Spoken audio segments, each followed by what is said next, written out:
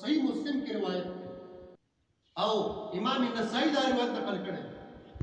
مشکات المصابیح کی دا روایت موجود ده اور صحیح مسلم پر کتاب الذکر والتوبہ والدعاء والاستغفار حدیث نمبر دے 6857 حضرت ابو سعید خدری سے فرمائی صحابہ کرام یو حلقہ جوړ کړی و یو مجلس جوړ کړو نبی علیہ السلام اقا مجلس ته راووت چې کله راووت فقال ورته ما اجلسکم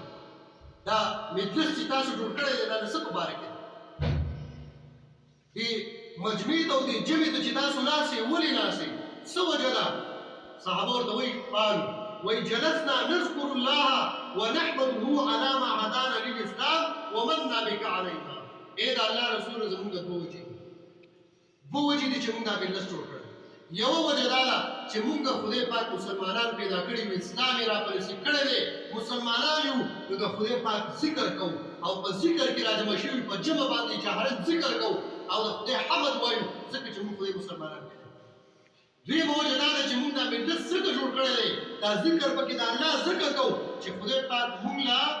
ستاسو غوندې عظیمه هستي زموږ په نصیب کې راوستي اے نبی علیہ السلام ته زموږ په قسمت کې نصیب رسېدلی نو ستا په دې راتګ باندې موږ ته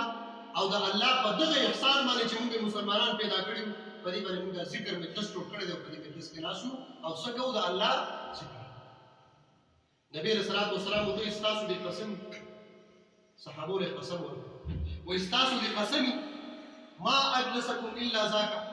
ستاسو د مجلس د دغې دپاره صحابه وایي الله ما اجلسنا الا ذاک صحابه وایي زموږ د قسم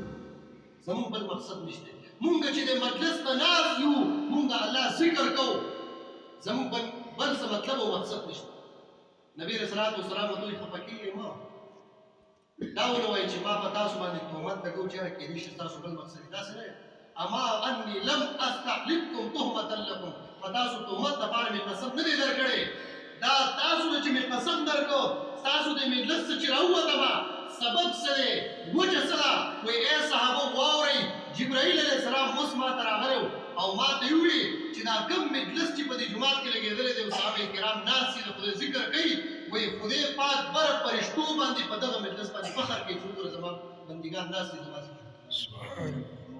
ان الله تعالی یباهی بکم الملائکه نبی علیہ السلام دې مجلس ورته